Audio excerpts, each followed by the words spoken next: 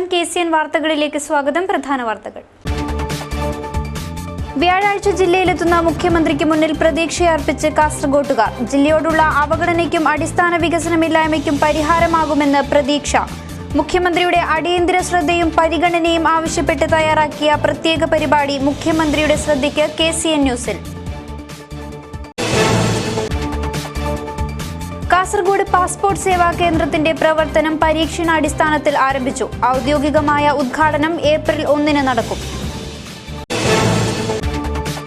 റിയാസ് മൗലവിയുടെ കൊലപാതകം നാട്ടിൽ സമാധാന അന്തരീക്ഷം തകർക്കാനുള്ള ബോധപൂർവമായ ശ്രമത്തിന്റെ ഫലമാണെന്ന് BJP സംസ്ഥാന നേതാവ് MT രമേശ്. ചോദ്യപേപ്പർ ചോർച്ചാ വിഷയത്തിൽ സർക്കാർ തടിയൂരാൻ ശ്രമിക്കുകയാണെന്നും MT രമേശ്. റിയാസ് മൗലവിയുടെ ജന്മനാട്ടിൽ സ്നേഹസാന്ത്വനവുമായി P കരുണാകരൻ MPയും മുസ്ലിം ലീഗ് നേതാക്കളും. കുടുംബത്തിന്റെ ദയനീയാവസ്ഥ മുഖ്യമന്ത്രിയുടെ ശ്രദ്ധയിൽപ്പെടുത്തുമെന്ന് MP. കുടുംബത്തിന് വീട് നിർമ്മിച്ചു നൽകുമെന്ന് മുസ്ലിം ലീഗ്. സാന്ത്വന പരിപാലനം ലക്ഷ്യമിട്ട് ചെറുവത്തൂർ മർച്ചന്റ്സ് ചാരിറ്റബിൾ ട്രസ്റ്റിന്റെ ചെറുവത്തൂർ ഫെസ്റ്റിന് 30 തുടക്കമാകും. മന്ത്രി കടന്നപ്പള്ളി രാമചന്ദ്രൻ ഫെസ്റ്റ് ഉദ്ഘാടനം ചെയ്യും. വിശദമായ വാർത്തകളിലേക്ക്.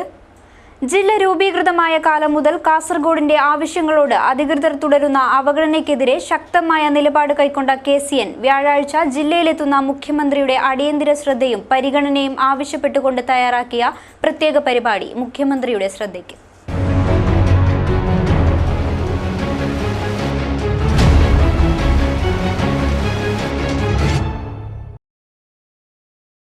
മുതിർന്ന പത്രപ്രവർത്തകൻ റഹ്മാൻ തായലങ്ങാടി, പൊതുപ്രവർത്തകനായ നാരായണൻ പേരിയ, മുൻ പബ്ലിക് പ്രോസിക്യൂട്ടർ അഡ്വക്കേറ്റ് ഷുക്കൂർ എന്നിവർ ജില്ല വിവിധ മേഖലകളിൽ നേരിടുന്ന അവഗണനയെക്കുറിച്ചും പിന്നോക്കാവസ്ഥയെക്കുറിച്ചും കാരണങ്ങളെക്കുറിച്ചും പ്രതികരിക്കുന്നു.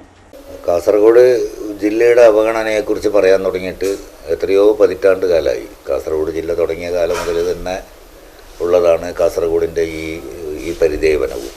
ഒരു ഗവൺമെൻറ്റും അതിനെക്കുറിച്ചിട്ട് പരിഗണിക്കാറില്ല. കാസർഗോഡ് നല്ല സഹിഷ്ണുതയുള്ള ആളുകളാണ്. എന്ത് വന്നാലും സഹിക്കാൻ വേണ്ടിയിട്ട് കരുത്തുള്ളവരാണ് അവർ. അപ്പോൾ അതൊരു നല്ല കാര്യമാണ് കേട്ടോ. ഇവിടെ ഒരു വികസനം വന്നില്ലെങ്കിൽ അവർക്ക് ഒരു പ്രശ്നമില്ല. ഇപ്പോൾ പുതിയ ബഡ്ജറ്റ്, ഇതിപ്പോൾ രാഷ്ട്രീയം പറയുന്നതൊന്നുമല്ല. UDF ആണെങ്കിലും LDF ആണെങ്കിലും ഭരിക്കുന്നവർ വല്ലാണ്ട് മത്സരിക്കുന്നുണ്ട് കാസർഗോഡിനെ എങ്ങനെ അവഗണിക്കാം എന്നുള്ളതിനെ കുറിച്ചിട്ട്. അതാണ് ഒരു വിഭാഗം ഇത് കാസർഗോഡ് കേരളത്തിൽ തന്നെയാണോ ഇപ്പോഴും ഉള്ളത് എന്നുള്ളതും ഇപ്പോഴും അത് ഒരു ഒരു ഒരു വിവാദ പ്രദേശം തന്നെയാണോ എന്നുള്ളതിനെ കുറിച്ചിട്ട് ആശങ്കയുള്ള ആളുകളുണ്ട്. മലയാളം കേരളത്തിൻ്റെ മാതൃഭാഷ മലയാളം എന്ന് പറയും. സ്കൂളിൽ നിന്ന് മലയാളം പടിയിറക്കുന്നു എന്ന് പറഞ്ഞിട്ട് ഇവിടുത്തെ മലയാളികൾക്ക് പിന്നെ കരയേണ്ടി വരിക എന്ന് പറയുന്നുള്ള ഒരവസ്ഥ ലോകത്തിൽ വേറെ എവിടെയെങ്കിലും നമ്മൾ കേട്ടിട്ടുണ്ടാവുമോ? അതും കാസർഗോഡ് കേൾക്കേണ്ടി വന്നു. കഴിഞ്ഞ ഗവൺമെൻറ്റിൻ്റെ കാലത്തും അതിന് മുമ്പത്തെ ഗവൺമെൻറ്റിൻ്റെ കാലത്തും. ഇപ്രാവശ്യം അത് കേട്ടിട്ടില്ല. ഏതെങ്കിലും ഒരു പോലീസ് ഉദ്യോഗസ്ഥന് വലിയ കുറ്റം ചെയ്തിട്ടുണ്ടെങ്കിൽ അയാളുടെ പേരിൽ ശക്തമായ നടപടി ഞങ്ങൾ സ്വീകരിച്ചിട്ടുണ്ട്. എന്താ നടപടി? അയാളെ കാസർഗോട്ടേക്ക് ട്രാൻസ്ഫർ ചെയ്തിട്ടുണ്ട് എന്നാണ് പറയാം. അത് UDF ആണെങ്കിൽ LDF ആണെങ്കിൽ എല്ലാവരും പറഞ്ഞതാണ്, ഓപ്പണായിട്ട് തന്നെയാണ് പറയുന്നുള്ളത്. ഇത് അപ്പം എന്താ നിങ്ങൾ വിചാരിച്ചിരിക്കുന്ന ഈ കാസർഗോഡ് എന്ന് പറഞ്ഞാൽ ഇങ്ങനെ ഈ വേസ്റ്റുകളെ ഒക്കെ തള്ളാനുള്ള ഒരു ചവറ്റ് കൊട്ടയാണെന്നുള്ളതോ? പണ്ട് കുറ്റവാളികളെയൊക്കെ നാട് കടത്തുന്ന ചില ദ്വീപുകളെക്കുറിച്ചൊക്കെ നമ്മൾ കേട്ടതുപോലെ കുറ്റവാളികളെ നാട് കടത്താനുള്ള ഒരു ദ്വീപായിട്ട് ഇങ്ങനെ കാസർഗോഡ് മാറി. അതിൻ്റെ എല്ലാ ദുരിത ഫലങ്ങളും കാസർഗോഡുകാരിങ്ങനെ അനുഭവിച്ചുകൊണ്ടേയിരിക്കുകയാണ്. കാസർഗോഡിൻ്റെ സാമൂഹിക അന്തരീക്ഷം വല്ലാത്തൊരു ഭീതിയിൽ കൂടിയാണ് കടന്നു പോകുന്നത്. ഓരോ ദിവസവും ഞെട്ടിപ്പിക്കുന്ന വാർത്തകൾ ഉണ്ടാവാതിരിക്കട്ടെ എന്നാണ് ഓരോരുത്തരും ആഗ്രഹിക്കുന്നത്. സ്വാഭാവികമായും നമ്മുടെ നാട്ടിൽ കുറ്റകൃത്യങ്ങൾ കുറയണമെങ്കിൽ കർശനമായ പോലീസിംഗ് ആവശ്യമാണ്. പോലീസിൻ്റെ ഭാഗത്തുനിന്ന് യാതൊരു വീഴ്ചയുമില്ലാതെ പഴുതടച്ചുള്ള അന്വേഷണം നടത്തി പ്രതികളെ, ഇത്തരം കുറ്റകൃത്യങ്ങളിൽ ഏർപ്പെടുന്ന പ്രതികൾക്ക് പരമാവധി ശിക്ഷ വാങ്ങിക്കൊടുക്കുന്ന ഒരു സാഹചര്യം ഉണ്ടായാൽ മാത്രമേ നമ്മുടെ നാട്ടിൽ ഇത്തരം കുറ്റകൃത്യങ്ങൾ കുറയൂ. ഈ കുറ്റകൃത്യങ്ങൾ കാരണമാകുന്ന സാഹചര്യം മതപരം മാത്രമല്ല, അവരുടെ സാമൂഹ്യ അസമത്വങ്ങൾ, ഉള്ളവരും ഇല്ലാത്തവരും തമ്മിൽ അന്തരം വർദ്ധിക്കുന്ന സാഹചര്യത്തിൽ ഈ ഇല്ലായ്മയും മതവും കൂട്ടിച്ചേർത്ത് കൃത്യമായ രീതിയിൽ ഒരു കെമിസ്ട്രി രൂപപ്പെടുകയും ഈ ഇല്ലായ്മയും മതാന്ധതയും ചേർന്നുള്ള വർഗീയതയിലേക്ക് പോവുകയാണ് ചെയ്യുന്നത്. അതുകൊണ്ട് തന്നെ ഇത്തരം കുറ്റകൃത്യങ്ങളിൽ വർഷങ്ങളായി ഏർപ്പെടുന്ന പ്രദേശത്തുള്ളവർക്ക് കൃത്യമായൊരു പുനരധിവാസത്തെക്കുറിച്ച് ആ പ്രദേശത്തുള്ള ആൾക്കാർക്ക് മെച്ചപ്പെട്ട ജീവിതം ഉണ്ടാകുന്ന സാഹചര്യത്തെക്കുറിച്ച് അധികാരികളും സമൂഹവും ഗൗരവത്തിൽ ആലോചിക്കേണ്ടതുണ്ട്. അവർ കൃത്യമായ തൊഴിൽ, വരുമാനം, അന്തസ്സാർന്ന ജീവിതം ഉണ്ടായിക്കഴിഞ്ഞാൽ പകയും വിദ്വേഷവും അസൂയയും മാറ്റി നിർത്തി ജീവിതത്തോട് അവർക്ക് ആസക്തി വരികയും അവർ കൂടുതൽ ജീവിതത്തിലേക്ക് അടുക്കുകയും ചെയ്യും. മാത്രവുമല്ല, ഇത്തരം കുറ്റകൃത്യങ്ങൾ ഏർപ്പെടുന്നവരെ സാമ്പത്തികമായും നിയമപരമായും സഹായിക്കുന്ന സോഴ്സ് എന്താണ്, ഫണ്ടിങ് എന്താണ് കൂടി നമ്മൾ അന്വേഷിച്ച് അതുകൂടി പുറത്തു വന്നാൽ മാത്രമേ നമുക്ക് ഇതിലൊരു പരിഹാരം കാണാൻ കഴിയൂ.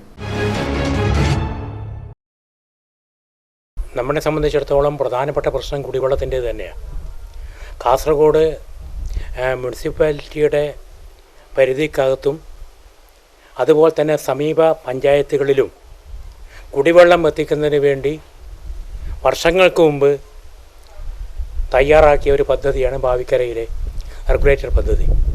പക്ഷേ അത് തുടങ്ങിയിടത്ത് തന്നെ നിൽക്കുന്നു, അഥവാ തുടങ്ങിയിടത്ത് തന്നെ ഉണ്ടോ എന്ന് പോലും സംശയമാണ്. ഏതാണ്ട് 92 ലക്ഷം രൂപയായിരുന്നു ആദ്യത്തെ എസ്റ്റിമേറ്റ് തുക. പക്ഷേ അത് ഇപ്പോൾ 20-25 കോടി എത്തിയിരിക്കുന്നു. കരാറുകാർ ഏറ്റെടുത്തു ജോലി ചെയ്യുന്നുണ്ട് എന്ന് അതാത് കാലത്തെ വകുപ്പ് മന്ത്രിമാർ പ്രഖ്യാപിക്കുന്നു, MLA മാരും പ്രഖ്യാപിക്കുന്നു. പക്ഷെ പണി എവിടെയും എത്തുന്നില്ല. കഴിഞ്ഞ 3 പതിറ്റാണ്ട് കാലമായി കാസർഗോഡ് നഗരത്തിൽ ഉപ്പുവെള്ളം കുടിക്കുന്നുണ്ട്. ഓരോ ജനപ്രതിനിധിയും ഇലക്ഷന് മത്സരിക്കുമ്പോഴേക്ക് പറയുന്നു, ഇപ്രാവശ്യം അടുത്ത ഇലക്ഷന് നിങ്ങളുടെ മുമ്പിൽ ഞാൻ ഈ ഉപ്പുവെള്ളം പരിഹരിച്ചിട്ട് മാത്രമേ വരുള്ളൂ എന്ന്. എത്ര ഇലക്ഷനുകൾ നടന്നുപോയി, ആളുകൾ എന്നിട്ട് വോട്ട് ചെയ്യുന്നില്ലേ? ഇതിപ്പം നമ്മൾ പറഞ്ഞിട്ട് കാര്യമൊന്നുമില്ല. ഇവിടെ വിദ്യാഭ്യാസ രംഗം ഏറ്റവും പുറകോട്ട് പോയിരിക്കുന്ന ഒരു ജില്ല. ഇവിടെ DU ഇല്ല. അത്രേ പരീക്ഷ നടക്കുന്ന സമയത്ത് അത്യാവശ്യം തന്നെ ഒരു തീരുമാനം എടുക്കാൻ ഉത്തരവാദപ്പെട്ട ഉദ്യോഗസ്ഥന്മാർ അവിടെയില്ല. കാസർഗോഡ് നഗരസഭയുടെ കാര്യം പറഞ്ഞു. നഗരസഭ മിനിയാന്ന് പറഞ്ഞാൽ ഒരു ബജറ്റിൻ്റെ എന്ന് പറഞ്ഞ് ഇവിടെ കഴിഞ്ഞ 8-10 മാസമായിട്ട് എന്ന് പറഞ്ഞാൽ ഈ ഗവൺമെൻറ് വന്ന കാലം മുതൽ ഇവിടെ സെക്രട്ടറി ഇല്ല എന്നാണ് പറയുന്നത്. സെക്രട്ടറിയുടെ ഒപ്പ് ചെയർപേഴ്സൺ ഇട്ടാൽ മതിയാവുമോ? എന്താ ഇത് പറയുന്നത്? നമുക്ക് മനസ്സിലാകുന്നില്ല. ഇത് പറഞ്ഞാൽ ഇപ്പം എന്തോ രാഷ്ട്രീയം പറയുന്നതെന്ന് വിചാരിക്കും. രാഷ്ട്രീയത്തിൽ ഇത് നമ്മൾ മുമ്പും പറഞ്ഞിട്ടുള്ളതാണ്. കാസർഗോഡിനോടുള്ള അവഗണന ഇങ്ങനെ തുടരുക തന്നെ ചെയ്യും. ജനങ്ങളിങ്ങനെ ഇത് സഹിച്ചുകൊണ്ട് നിൽക്കുക തന്നെ ചെയ്യും. ഇത് നമ്മളിങ്ങനെ എന്താണ് ഇതിനെ വിമർശനം എന്നല്ല പറയേണ്ടത്. ഇതിനെ പറയേണ്ടത് നല്ല പച്ച മലയാള ഭാഷയിൽ പറയേണ്ടത് നിലവിളി എന്നാണ്. ഇത് ഞങ്ങളിങ്ങനെ നിലവിളിച്ചുകൊണ്ടേയിരിക്കുന്നു. ഇനിയും നിലവിളിക്കും, കുറേ നിലവിളിക്കും. ആരും കേൾക്കില്ല. കാരണം എത്ര തല്ലിയാലും അവരവിടെ വീണ് കിടന്ന് നിലവിളിച്ചുകൊണ്ടേയിരിക്കും എന്നുള്ളത് ഇവർക്ക് വളരെ നന്നായിട്ടറിയാം. അതുകൊണ്ടാണ്. അല്ലെങ്കിൽ ഈ 14 ജില്ലകളുണ്ട് കേരളത്തിൽ. എന്താ ഈ ജില്ലകളോട് മാത്രം ഇങ്ങനെ ഒരു അവഗണന കാണിക്കുമ്പോൾ? കഴിഞ്ഞ ഈ ബജറ്റ് അവതരിപ്പിച്ച സമയത്ത് ഇവിടെയുള്ള മുഖ്യമന്ത്രിക്കും അതുപോലെ തന്നെ റവന്യൂ വകുപ്പ് മന്ത്രി ഇപ്പോൾ കാസർഗോഡ് നിന്നാണുള്ളത്. അല്ലെങ്കിൽ ഈ ധനകാര്യ വകുപ്പ് മന്ത്രിക്ക് എന്താ നിങ്ങളുടെ ജില്ലയുടെ കാര്യങ്ങളെക്കുറിച്ച് പറയുമ്പോഴേക്ക് നിങ്ങൾക്ക് അത്ര വലിയ എന്തോ ഒരു പ്രശ്നം പോലെ. ഈ ഭാവിക്കര റെഗുലേറ്ററിൻ്റെ കരാറെടുത്തവരും അന്യനാട്ടുകാരായിരുന്നില്ല, നമ്മുടെ സ്വന്തം നാട്ടുകാരായ കരാറുകാരായിരുന്നു. അവർ വളരെ ആത്മാർത്ഥമായിട്ട് കാര്യം ചെയ്യാൻ മുന്നിട്ടിറങ്ങിയവരുമായിരുന്നു. പക്ഷേ അവർ നിരാശപ്പെട്ട് മടുത്തുപോയത് എന്തുകൊണ്ടാണ്? ആരാണ് ഇതിന് ഉത്തരവാദി എന്നതിനെ പറ്റിയുള്ള ചർച്ച പോലും നടക്കുന്നില്ല. ഉത്തരവാദപ്പെട്ട ആളുകളെ ജനങ്ങൾ കുറ്റവിചാരണ നടത്തേണ്ട കാര്യമാണ് ഇവിടെ. ഇങ്ങനെയുള്ളൊരു കുറ്റവിചാരണയ്ക്ക് പോലും ഒരുങ്ങുന്നില്ല എന്നതുകൊണ്ട് ഇത് ഒറ്റ കാര്യമേ ഉള്ളൂ. ഈ വലിയവരാരും ഈ ഉപ്പുവെള്ളം കുടിക്കേണ്ടി വരുന്നില്ല. അവർക്കെല്ലാം കുടിവെള്ളം, അവരുടെ സ്വന്തമായ കുടിവെള്ളമുണ്ട്. അവരുടെ വീട്ടുപറമ്പിൽ തന്നെ കുഴവെള്ളം അവർക്ക് കിട്ടുന്നുണ്ട്. അതുകൊണ്ട് അവർക്കത് ഒരു പ്രശ്നമേ ആകുന്നില്ല. സാധാരണക്കാർക്ക് സ്വന്തം പറമ്പിൽ അല്ലെങ്കിൽ വാടക വീട്ടിൽ ഈ കുടിവെള്ളം ഇല്ലാത്തവരാണ് ഈ കാര്യം എങ്ങനെ മുമ്പോട്ട് പോകും എന്നുള്ള വേവലാതിയുമായിട്ട് നടക്കുന്നത്. ഇതുകൊണ്ട് നമ്മുടെ സ്ഥിതി ഈ തരത്തിൽ തന്നെ പോകുന്നു. ഉപ്പുവെള്ളം കുടിക്കേണ്ട ഗതിയാണ് നമുക്ക് ഇപ്പോഴും നമ്മുടെ മുമ്പിലുള്ളത്. അതുകൊണ്ട് ഈ കാര്യത്തിൽ ഉത്തരവാദപ്പെട്ടവർ ചർച്ച കൊണ്ട് കാര്യമില്ല. ഒരുപാട് ചർച്ച നമ്മൾ കേട്ടു. ഇതെല്ലാം എന്തുകൊണ്ടാണ് മുടങ്ങുന്നത് എന്നതിനെ പറ്റിയുള്ള അന്വേഷണം വേണം. ഇവിടെ ഈ മെഡിക്കൽ കോളേജ് വരാത്തത് കർണാടകയിൽ ഈ ആസ്പത്രി ലോബികളുമായിട്ട് ഗൂഢാലോചന നടത്തിയിട്ടാണ് എന്നുള്ള ആരോപണം ഈ നാട്ടിൽ നടക്കുന്നുണ്ട്. തെറ്റായിരിക്കാം, അത് തെറ്റാണെന്ന് നിങ്ങൾ സ്ഥാപിക്കണ്ടേ? അല്ല അതുകൊണ്ടല്ല ഇത് തുടങ്ങാത്തത് എന്നുള്ളത്. പിന്നെ എന്തുകൊണ്ടാണ് നിങ്ങൾ സ്പെഷ്യാലിറ്റി ഹോസ്പിറ്റൽ ഇവിടെ ഉണ്ട്. അവിടെ ഏറ്റവും വലിയ എൻഡോസൾഫാൻ്റെയൊക്കെ ഏറ്റവും വലിയ ആഗോള ശ്രദ്ധ പിന്നെ പതിഞ്ഞ ഒരു പ്രദേശമല്ലേ കാസർഗോഡ്. അപ്പോൾ ഇവിടുത്തെ ആസ്പത്രികളിൽ ഏറ്റവും കൂടുതൽ പുതിയ സജ്ജീകരണങ്ങളൊക്കെ ഉണ്ടാവേണ്ടത്. കാസർഗോഡിന് എന്തിനാണ് അത്രയെല്ലാം സജ്ജീകരണങ്ങൾ കൂടുതൽ കൊടുത്തത് എന്ന് ചോദിച്ചാൽ നിങ്ങൾക്ക് പറയാൻ മറുപടിയുണ്ട്. അത് എൻഡോസൾഫാൻ ബാധിത പ്രദേശമാണ്, അവിടുത്തെ രോഗങ്ങൾക്ക് പ്രത്യേകതയുണ്ട്, അതുകൊണ്ടാണ് അവിടെ മൾട്ടി സ്പെഷ്യാലിറ്റി ആസ്പത്രികളിൽ കൂടുതൽ തുടങ്ങേണ്ടി വരുന്നത് എന്ന് പറയാം ആരെങ്കിലും ചോദിച്ചാൽ, മറ്റു ജില്ലക്കാർ ചോദിച്ചാൽ. ഇതെന്താ ഇവിടെ പനിക്ക് പോലും മരുന്നില്ല എന്ന് പറഞ്ഞാൽ എന്താ ഇതിൻ്റെ കഥ? ഡോക്ടർമാരില്ല, ആരെങ്കിലും വന്നാൽ അവർ രണ്ടാമത്തെ ദിവസം ലീവ് എടുത്തിട്ട് തിരിച്ചു പോകുന്നുണ്ട്. എന്താ തിരിച്ചു പോകുന്നത്? ഇവിടുന്ന് അടിസ്ഥാന സൗകര്യമില്ല, അവിടെ താമസിക്കാനുള്ള സൗകര്യം ഇവിടെ ഉണ്ടാക്കി കൊടുക്കില്ല. ബാക്കിയൊന്നും ഉണ്ട്. ഇവിടെ വന്നിട്ട് ഒരു ഓഫീസർ വന്നിട്ട് നോക്കിയാൽ നല്ല സൗകര്യങ്ങളോടെ ജോലി ചെയ്ത് തെക്കുന്ന് വന്ന ഒരു ഓഫീസർ ഇവിടെ വന്നിട്ടിരുന്നാൽ അവിടെ വണ്ടിയില്ല, താമസ സൗകര്യമില്ല, വീട്ടിലേക്ക് പോകാൻ റോഡില്ല, എവിടെയെങ്കിലും റൂം കിട്ടിയാൽ അവിടെ വെളിച്ചമില്ല, വെള്ളമില്ല, സാധനങ്ങളില്ല, ഒന്നുമില്ല. അയാൾ നേരെ തിരുവനന്തപുരത്ത് പോയിട്ട് ആരെങ്കിലും കണ്ടുപിടിച്ച് കാല് കൈയൊക്കെ പിടിച്ച് ഉടനെ ട്രാൻസ്ഫർ വാങ്ങിച്ചിട്ട് അങ്ങോട്ടേക്ക് പോവാം. അപ്പോൾ ഇവിടെ ഇപ്പോൾ എത്ര തസ്തികകൾ ഒഴിഞ്ഞു കിടക്കുന്നുണ്ടെന്നൊന്ന് വെറുതെ ഒന്ന് നോക്ക്. മന്ത്രിമാർക്ക് ചെയ്യാവുന്ന ഒരു കാര്യം, അല്ലെങ്കിൽ ജനപ്രതിനിധികൾക്ക് ചെയ്യാവുന്ന ഓരോ ഡിപ്പാർട്ട്മെൻറ്റിൽ നിന്നും ചോദിക്കുക എത്ര തസ്തികകളാണ് ഇവിടെ ഒഴിഞ്ഞു കിടക്കുന്നത് എന്നുള്ളത്. അത് മാത്രം മതി. കോളേജുകളിൽ മാഷില്ല, സ്കൂളുകളിൽ അധ്യാപകന്മാരില്ല, കുട്ടികളുടെ എണ്ണം ഇങ്ങനെ കുറഞ്ഞു വരിക. പകരമായിട്ട് സമാന്തരമായ സ്കൂളുകൾ ഇവിടെ ഒരു കഴിവില്ലാതെ ആളുകൾ പിന്നെ നടത്തുന്ന സ്കൂളുകൾ ഇങ്ങനെ പെരുകി വരുന്നുണ്ട്. നല്ല കഴിവുള്ള PSC വഴി നിയമനം കിട്ടിയിട്ടുള്ള പൊതുവിദ്യാലയങ്ങൾ, പബ്ലിക് സ്കൂളുകളൊക്കെ ഇവിടെ ഇങ്ങനെ നാമാവശേഷമായി പോകുന്നുണ്ട്. മിനിയാന്ന് ഞാനൊരു പരിപാടിക്ക് ഇവിടെ പോയിരുന്നു. അന്ന് 1000-ഓളം കുട്ടികളുണ്ടായിരുന്ന കാസർഗോഡ് തന്നെ ഏറ്റവും പ്രസിദ്ധമായ ഒരു സ്കൂളിൻ്റെ 125-ാം വാർഷികത്തിന് ഞാൻ പ്രസംഗിക്കാൻ പോയിരുന്നു. അവിടെ ഇപ്പോൾ മന്ത്രിയും MLA ഒക്കെ ഇരിക്കുന്നിടത്താണ്. അന്ന് അവിടെ അഡ്മിനിസ്ട്രേറ്റർ പറയുന്നത് ആയിരക്കണക്കിന് കുട്ടികൾ സ്കൂളുകളിലേക്ക് ഒരു അഡ്മിഷന് വേണ്ടിയിട്ട് നമ്മളോട് റെക്കമെൻഡേഷന് വന്നിരുന്നത്. ഞാനത് PTA പ്രസിഡൻ്റായിരുന്നു. ആ സമയത്ത് നമ്മളോട് ഒരു സീറ്റിന് വേണ്ടിയിട്ട് റെക്കമെൻഡ് ചെയ്യുന്ന അഡ്മിനിസ്ട്രേഷനോട് പറഞ്ഞാൽ അവിടെ 200-200 ചില്ലാനും കുട്ടികളാണ് ഇപ്പോൾ ഉള്ള. അടുത്ത കൊല്ലമാകുമ്പോഴേക്ക് ആ കുട്ടികളെക്കാളും കുറയുമെന്ന് പറയുമ്പോൾ നഗരമധ്യത്തിലുള്ള ഒരു സ്കൂളിൻ്റെ കഥയാണ് ഇത് പറയുന്നുള്ളത്. അവിടെ മാഷന്മാരില്ല, ടീച്ചർമാരില്ല, വേണ്ട അടിസ്ഥാന സൗകര്യങ്ങളില്ല, ഒന്നുമില്ല, തിരിഞ്ഞു നോക്കുന്നില്ല. കെട്ടിടത്തിൻ്റെ കാര്യം അതുമില്ല.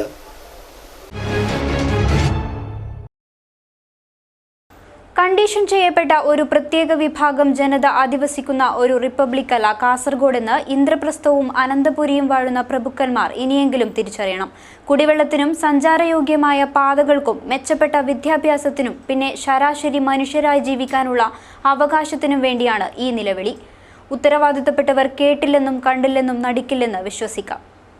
മറ്റു വാർത്തകളിലേക്ക്. റിയാസ് മൗലവിയുടെ കൊലപാതകം നാട്ടിൽ സമാധാന അന്തരീക്ഷം തകർക്കാനുള്ള ബോധപൂർവമായ ശ്രമത്തിന്റെ ഫലമാണെന്ന് BJP സംസ്ഥാന നേതാവ് MT രമേശ്. ചോദ്യപേപ്പർ ചോർന്ന വിഷയം ഏതാനും ഉദ്യോഗസ്ഥരുടെ തലയിൽ വെച്ചുകെട്ടി സംസ്ഥാന സർക്കാർ തടിയൂരാൻ ശ്രമിക്കുകയാണെന്നും അദ്ദേഹം വാർത്താസമ്മേളനത്തിൽ അറിയിച്ചു.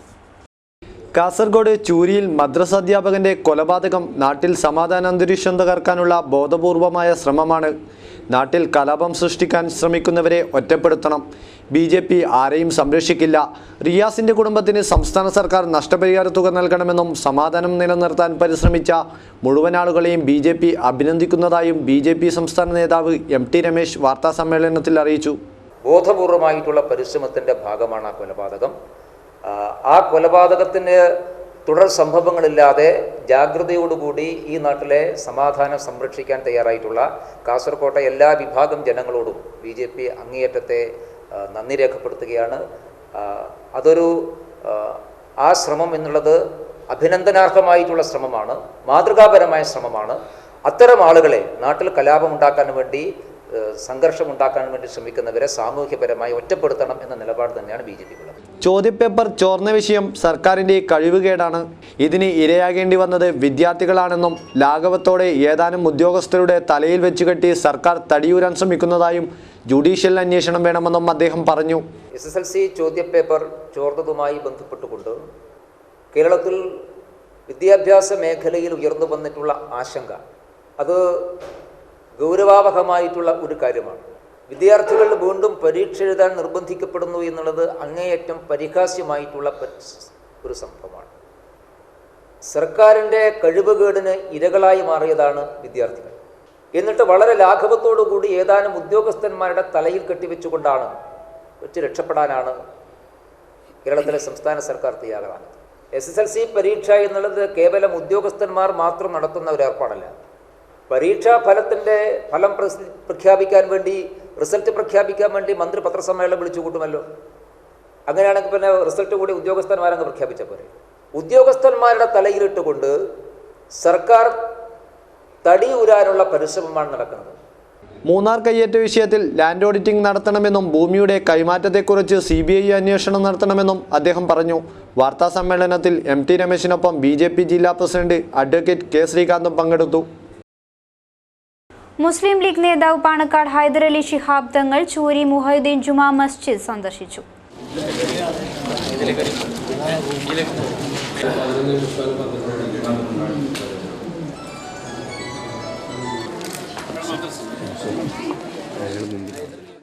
ചൂരിയിൽ കൊല്ലപ്പെട്ട മദ്രസ അധ്യാപകന്റെ വീട്ടിൽ സ്നേഹസാന്ത്വനവുമായി P കരുണാകരൻ MP. റിയാസിന്റെ കുടുംബത്തിന്റെ ദയനീയാവസ്ഥ കാസർഗോഡ് എത്തുന്ന മുഖ്യമന്ത്രിയുടെ ശ്രദ്ധയിൽപ്പെടുത്തുമെന്നും MP. കുടുംബത്തിന് വീട് നിർമ്മിച്ചു നൽകുമെന്ന് മുസ്ലിം ലീഗ്. കാസർഗോഡ് ചൂരിയിൽ കൊല്ലപ്പെട്ട മദ്രസ അധ്യാപകൻ മുഹമ്മദ് റിയാസിന്റെ മരണവുമായി ബന്ധപ്പെട്ടുള്ള ദുരൂഹതകൾ ബാക്കി നിൽക്കെയാണ് ആശ്വാസം പകർന്ന് P കരുണാകരൻ MP റിയാസിന്റെ വീട്ടിൽ സന്ദർശനം നടത്തിയത്. മുഹമ്മദ് റിയാസിന്റെ ആസാദ് നഗറിലെ കൊച്ചുകൂരയിൽ MP എത്തിയപ്പോൾ റിയാസിന്റെ ഭാര്യാപിതാവ് ഇബ്രാഹിമും റിയാസിന്റെ പിതാവ് സുലൈമാനും ഉപ്പ മരിച്ചതറിയാതെ ഓടിക്കളിക്കുന്ന മകൾ ഫാത്തിമ ഷബീബയുമാണ് വീട്ടിലുണ്ടായിരുന്നത്. ആസാദ് നഗറിലെ കോളനിയിൽ 5 സെന്റിലെ കൂരയിലാണ് റിയാസിന്റെ ഭാര്യയും മകളും കൂലിപ്പണിക്കാരനായ ഉപ്പയും ഉമ്മയും അടക്കമുള്ള കുടുംബം കഴിയുന്നത്.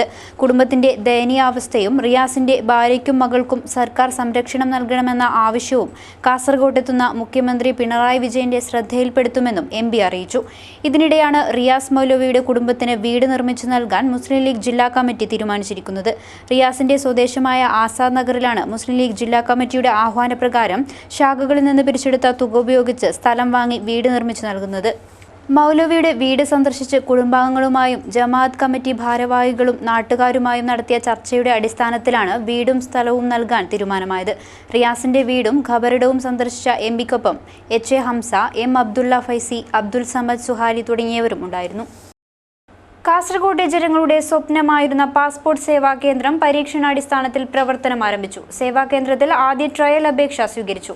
പാസ്പോർട്ട് സേവാ കേന്ദ്രത്തിന്റെ ഔദ്യോഗിക ഉദ്ഘാടനം ഏപ്രിൽ 1 P കരുണാകരൻ MP നിർവഹിക്കും. അവഗണനയുടെ കൊടുമുടിയിൽ നിൽക്കുന്ന കാസർഗോഡിന് സമാധാനം പകർന്ന് പാസ്പോർട്ട് സേവാ കേന്ദ്രം യാഥാർത്ഥ്യമാകുന്നു. കാസർഗോട്ടെ ജനങ്ങളുടെ ഏറെക്കാലത്തെ സ്വപ്നമായിരുന്ന പാസ്പോർട്ട് സേവാ കേന്ദ്രമാണ് യാഥാർത്ഥ്യമായിരിക്കുന്നത്. കാസർഗോഡ് ഹെഡ് പോസ്റ്റ് ഓഫീസിൽ ഏപ്രിൽ 1 പാസ്പോർട്ട് സേവാ കേന്ദ്രം പ്രവർത്തനം ആരംഭിക്കും. പാസ്പോർട്ട് സേവാ കേന്ദ്രത്തിൽ ട്രയൽ അപേക്ഷ സ്വീകരണം നടന്നു. അപേക്ഷയ്ക്കായുള്ള ടോക്കൺ വിതരണവും ആരംഭിച്ചു. 4 ജീവനക്കാരെയാണ് നിയമിച്ചിട്ടുള്ളത്. പുതിയ പാസ്പോർട്ടിനുള്ള അപേക്ഷകളും പുതുക്കാനുള്ള അപേക്ഷകളുമാണ് സ്വീകരിക്കുന്നത്. ദിവസേന 50 അപേക്ഷകളാണ് സ്വീകരിക്കുക. പാസ്പോർട്ട് സേവാ കേന്ദ്രത്തിന്റെ ഔദ്യോഗികമായ ഉദ്ഘാടനം ഏപ്രിൽ 1 P കരുണാകരൻ MP നിർവഹിക്കും. പൈക്കം പൂമാണി കിന്നിമാണി ക്ഷേത്രോത്സവത്തിന് ഭക്തിസാന്ദ്രമായ സമാപനം. ബ്രഹ്മശ്രീ ഉളിയത്തായ വിഷ്ണു ആശ്രയുടെ കാർമ്മികത്വത്തിൽ 5 ദിവസങ്ങളിലായിരുന്നു പരിപാടി. നിരവധി ഭക്തജനങ്ങളാണ് ക്ഷേത്രോത്സവത്തിന് സാക്ഷികളാകാൻ എത്തിച്ചേർന്നത്. മാർച്ച് 24 ആരംഭിച്ച പൈക്കം പൂമാണി കിന്നിമാണി ക്ഷേത്രോത്സവത്തിന് സമാപനമായി. ഉളിയത്തായ വിഷ്ണു ആശ്ര തന്ത്രികളാണ് ഉത്സവത്തിന് കാർമ്മികത്വം വഹിച്ചത്. കഴിഞ്ഞ ദിവസം ബീർനാൾവ ദൈവനൃത്തോത്സവവും പുലിച്ചാമുണ്ടി ദൈവനൃത്തോത്സവവും അരങ്ങിലെത്തി. ക്ഷേത്രത്തിൽ നിന്നും കൊട്ടിലേക്കുള്ള രഥോത്സവത്തിൽ നിരവധി ഭക്തജനങ്ങൾ പങ്കെടുത്തു.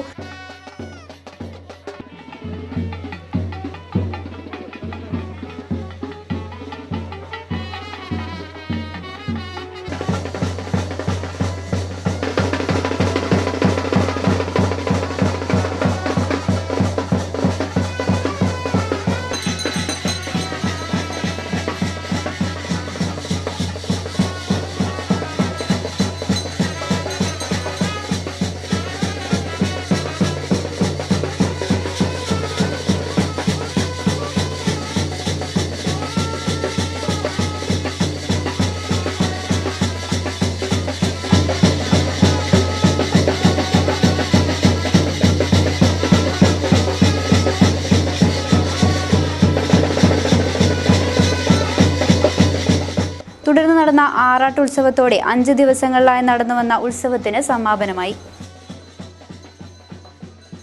ക്ഷേത്ര ഭണ്ഡാരത്തിന് പെയിന്റടിച്ച് ക്ലബ് പ്രവർത്തകർ മാതൃകയായി. മഞ്ചേശ്വരം അറബ് റൈഡേഴ്സ് ക്ലബ് പ്രവർത്തകരാണ് മാതൃകാ പ്രവർത്തനവുമായി രംഗത്തെത്തിയത്.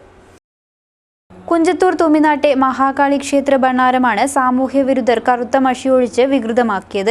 തുടർന്നാണ് മതസൗഹാർദ്ദം വെളിപ്പെടുത്തിക്കൊണ്ട് പ്രദേശത്തെ അറബ് റൈഡേഴ്സ് ക്ലബ് പ്രവർത്തകർ ഭണ്ഡാരം കഴുകി വൃത്തിയാക്കി നിലവിലുണ്ടായ നിറം തന്നെ പെയിന്റടിച്ചത്. ക്ലബ് പ്രവർത്തകർ ചെയ്ത സേവനം ಮಾದೃಕಾಪರവും ಮತಸೌಹಾರ್ದ ಸೇವನಮಾണെന്നും ಕ್ಷೇತ್ರ ಕಮಿಟಿ ಅಂಗಂ പറഞ്ഞു. ಹತ್ತಿರಲ್ಲಿದ್ದಂಥ ಅರಬ್ ರೈಡರ್ಸ್ ತಂಡದವರು ಈ ಕೋಮುಗಲಭೆಯನ್ನು ತಪ್ಪಿಸುವ ನಿಟ್ಟಿನಲ್ಲಿ ಅದನ್ನು ಮುಂಚಿನ ರೀತಿಯಲ್ಲಿ ಅದಕ್ಕೆ ಬಣ್ಣ ಬಳಿದು ಕೋಮುಗಲಭೆಯನ್ನು ತಪ್ಪಿಸಿದ್ದಾರೆ. ಅವರಿಗೆ ನಮ್ಮ ಪರವಾಗಿ ದೇವಸ್ಥಾನ ಪರವಾಗಿ ತುಂಬ ಹೃದಯದ ಧನ್ಯವಾದಗಳು. ಹಾಗೂ ಈ ಒಂದು ಘಟನೆಯು ಸಮಾಜಕ್ಕೆ ಮಾದರಿಯಾಗಿದೆ. ಇಂತಹ ಘಟನೆಗಳಿಂದಾಗಿ ಸಮಾಜ ನಡೆಯುವಂತಹ ಅನೇಕ ಕೋಮುಗಲಭೆಗಳು ಇಲ್ಲದಂತಾಗಬಹುದು. ക്ലബ് പ്രവർത്തകരായ ഇല്യാസ്, സമീൻ, സമദ് തുടങ്ങിയവരുടെ നേതൃത്വത്തിലുള്ള സംഘമാണ് ക്ഷേത്ര ഭണ്ഡാരം പെയിന്റ് അടിച്ചു കൊടുക്കാൻ മുന്നിട്ടിറങ്ങിയത്. സാന്ത്വന പരിപാലനം ലക്ഷ്യമിട്ട് ചെറുവത്തൂർ മർച്ചന്റ്സ് ചാരിറ്റബിൾ ട്രസ്റ്റ് സംഘടിപ്പിക്കുന്ന ചെറുവത്തൂർ ഫെസ്റ്റിന് 30-ന് തുടക്കമാകും. മന്ത്രി കടന്നപ്പള്ളി രാമചന്ദ്രൻ പരിപാടി ഉദ്ഘാടനം ചെയ്യും. ഒരുക്കങ്ങൾ പൂർത്തിയായതായി ഭാരവാഹികൾ വാർത്താസമ്മേളനത്തിൽ അറിയിച്ചു. ചെറുവത്തൂർ മർച്ചന്റ് അസോസിയേഷൻ ജീവകാരുണ്യ പ്രവർത്തനങ്ങൾക്ക് ഫണ്ട് സ്വരൂപിക്കാൻ സംഘടിപ്പിക്കുന്ന 3ാമത് ചെറുവത്തൂർ ഫെസ്റ്റ് മാർച്ച് 30 മുതൽ ഏപ്രിൽ 17 വരെ നടക്കും. മാർച്ച് 30-ന് ഫെസ്റ്റിൻ്റെ ഉദ്ഘാടനം തുറമുഖ വകുപ്പ് മന്ത്രി കടന്നപ്പള്ളി രാമചന്ദ്രൻ ഉദ്ഘാടനം ചെയ്യും. വ്യാപാരി വ്യവസായി ഏകോപന സമിതി സംസ്ഥാന പ്രസിഡന്റ് ടി നസറുദ്ദീൻ മുഖ്യാതിഥിയായി പങ്കെടുക്കും. ഫെസ്റ്റിൻ്റെ ഭാഗമായി ഒരുക്കുന്ന ഫ്ലവർ ഷോ മുൻ MLA കെ കുഞ്ഞിരാമനും പക്ഷിസങ്കേതം വ്യാപാരി വ്യവസായി ഏകോപന സമിതി ജില്ലാ പ്രസിഡന്റ് കെ അഹമ്മദ് ഷരീഫും അമ്യൂസ്മെന്റ് പാർക്കിൻ്റെ ഉദ്ഘാടനം ചെറുവത്തൂർ പഞ്ചായത്ത് പ്രസിഡന്റ് മാധവൻ മണിയറയും ടിക്കറ്റ് കൗണ്ടർ വ്യാപാരി വ്യവസായി ഏകോപന സമിതി ജില്ലാ ജനറൽ സെക്രട്ടറി ജോസ് തേയിലും ഉദ്ഘാടനം ചെയ്യും. കേരളത്തിൽ ആദ്യമായി ഒരുക്കുന്ന ആർട്ടിഫിഷ്യൽ കാശ്മീർ ഫെസ്റ്റിൻ്റെ മുഖ്യ ആകർഷകമാകും. 50 ടൺ എയർ കണ്ടീഷണർ ഉപയോഗിച്ചാണ് മനോഹരമായി ഇത് തയ്യാറാക്കിയത്. ഇന്ത്യയിലും വിദേശത്തുമായി കണ്ടുവരുന്ന അപൂർവയിനം സസ്യങ്ങളുടെയും ചെടികളുടെയും പ്രദർശനവും വിൽപ്പനയും ഫെസ്റ്റിൻ്റെ ഭാഗമായി ഉണ്ടാകും. കൂടാതെ വൈവിധ്യമാർന്ന വിപണന സ്റ്റാളുകളും ഫുഡ് കോർട്ടും തയ്യാറായിട്ടുണ്ട്. എല്ലാ ദിവസവും വൈകുന്നേരം 7 മണി മുതൽ വ്യത്യസ്ത കലാപരിപാടികളും നടക്കുമെന്ന് സംഘാടകർ വാർത്താസമ്മേളനത്തിൽ അറിയിച്ചു. Madhavan Maniyara, P Mustafa, PT Karunakaran, C Chandran, KC Satheesan, G Sasidharan, K Sreedharan, MK Asar എന്നിവർ വാർത്താസമ്മേളനത്തിൽ പങ്കെടുത്തു. കണ്ണൂർ സർവകലാശാലയുടെ നീലേശ്വരം പാലാത്തടം ക്യാമ്പസിൽ SFI ജില്ലാ കമ്മിറ്റി സെമിനാർ സംഘടിപ്പിച്ചു. ക്യാമ്പസ് യൂണിയന്റെ സഹകരണത്തോടെയായിരുന്നു സെമിനാർ. ഡോക്ടർ C ബാലനും ഡോക്ടർ AM ശ്രീധരനും പ്രബന്ധങ്ങൾ അവതരിപ്പിച്ചു. ചിന്തകളെ ഭയക്കുന്ന ഭരണകൂടം, സമകാലിക ഇന്ത്യൻ വിദ്യാഭ്യാസം, പോരാട്ടങ്ങൾ എന്ന വിഷയത്തിലാണ് സെമിനാർ സംഘടിപ്പിച്ചത്. SFI ജില്ലാ കമ്മിറ്റിയുടെ നേതൃത്വത്തിൽ PK രാജൻ മെമ്മോറിയൽ ക്യാമ്പസ് യൂണിയന്റെ സഹകരണത്തോടെ നടന്ന സെമിനാർ CPM സംസ്ഥാന സെക്രട്ടേറിയറ്റ് അംഗം ബേബി ജോൺ ഉദ്ഘാടനം ചെയ്തു.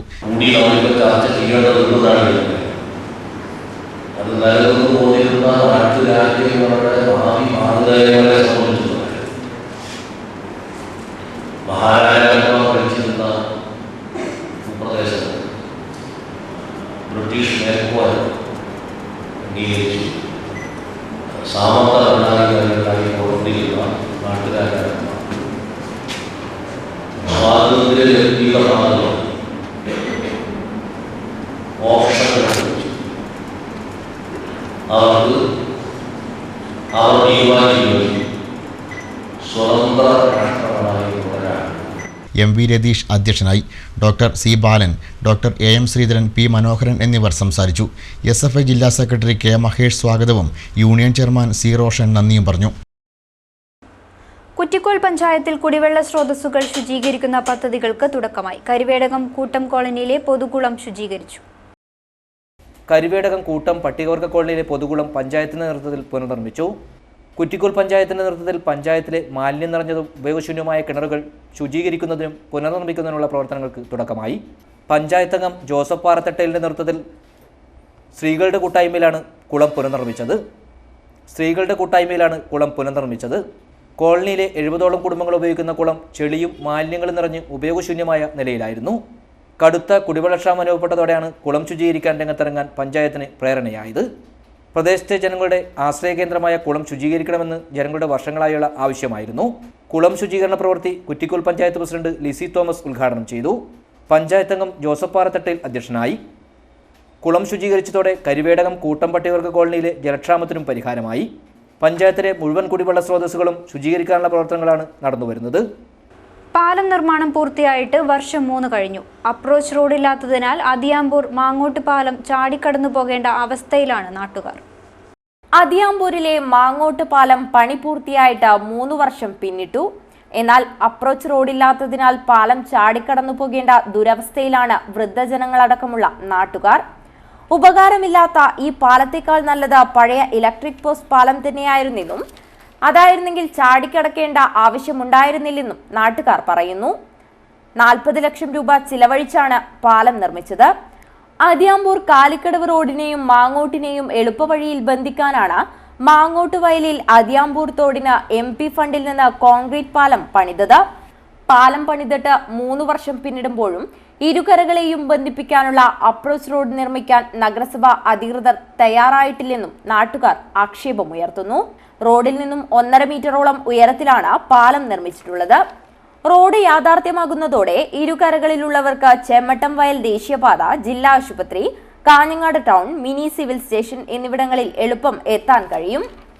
കഴിഞ്ഞ ദിവസം 36 കുടുംബങ്ങൾ ഒപ്പിട്ട പരാതി വാർഡ് കൗൺസിലർ കൂടിയായ നഗരസഭാ അധ്യക്ഷന് നാട്ടുകാർ സമർപ്പിച്ചിട്ടുണ്ട്. അനുകൂല തീരുമാനമുണ്ടായില്ലെങ്കിൽ സമരവുമായി നീങ്ങാനാണ് നാട്ടുകാരുടെ തീരുമാനം. പ്രധാന വാർത്തകൾ വീണ്ടും. വ്യാഴാഴ്ച ജില്ലയിലെത്തുന്ന മുഖ്യമന്ത്രിക്ക് മുന്നിൽ പ്രതീക്ഷയർപ്പിച്ച് കാസർഗോട്ടുകാർ. ജില്ലയോടുള്ള അവഗണനയ്ക്കും അടിസ്ഥാന വികസനമില്ലായ്മയ്ക്കും പരിഹാരമാകുമെന്ന് പ്രതീക്ഷ. മുഖ്യമന്ത്രിയുടെ അടിയന്തര ശ്രദ്ധയും പരിഗണനയും ആവശ്യപ്പെട്ട് തയ്യാറാക്കിയ പ്രത്യേക പരിപാടി മുഖ്യമന്ത്രിയുടെ ശ്രദ്ധയ്ക്ക് KCN ന്യൂസിൽ. കാസർഗോഡ് പാസ്പോർട്ട് സേവാ കേന്ദ്രത്തിന്റെ പ്രവർത്തനം പരീക്ഷണാടിസ്ഥാനത്തിൽ ആരംഭിച്ചു. ഔദ്യോഗികമായ ഉദ്ഘാടനം ഏപ്രിൽ 1 നടക്കും. റിയാസ് മൗലവിയുടെ കൊലപാതകം നാട്ടിൽ സമാധാന അന്തരീക്ഷം തകർക്കാനുള്ള ബോധപൂർവമായ ശ്രമത്തിന്റെ ഫലമാണെന്ന് BJP സംസ്ഥാന നേതാവ് MT രമേശ്. ചോദ്യപേപ്പർ ചോർച്ചാ വിഷയത്തിൽ സർക്കാർ തടിയൂരാൻ ശ്രമിക്കുകയാണെന്നും MT രമേശ്. റിയാസ് മൗലവിയുടെ ജന്മനാട്ടിൽ സ്നേഹസാന്ത്വനവുമായി P കരുണാകരൻ MPയും മുസ്ലിം ലീഗ് നേതാക്കളും. കുടുംബത്തിന്റെ ദയനീയാവസ്ഥ മുഖ്യമന്ത്രിയുടെ ശ്രദ്ധയിൽപ്പെടുത്തുമെന്ന് MP. കുടുംബത്തിന് വീട് നിർമ്മിച്ചു നൽകുമെന്ന് മുസ്ലിം ലീഗ്. സാന്ത്വന പരിപാലനം ലക്ഷ്യമിട്ട് ചെറുവത്തൂർ മർച്ചന്റ്സ് ചാരിറ്റബിൾ ട്രസ്റ്റിന്റെ ചെറുവത്തൂർ ഫെസ്റ്റിന് 30 തുടക്കമാകും. മന്ത്രി കടന്നപ്പള്ളി രാമചന്ദ്രൻ ഫെസ്റ്റ് ഉദ്ഘാടനം ചെയ്യും. വാർത്താ ബുള്ളറ്റിൻ പൂർണ്ണമാകുന്നു. നമസ്കാരം.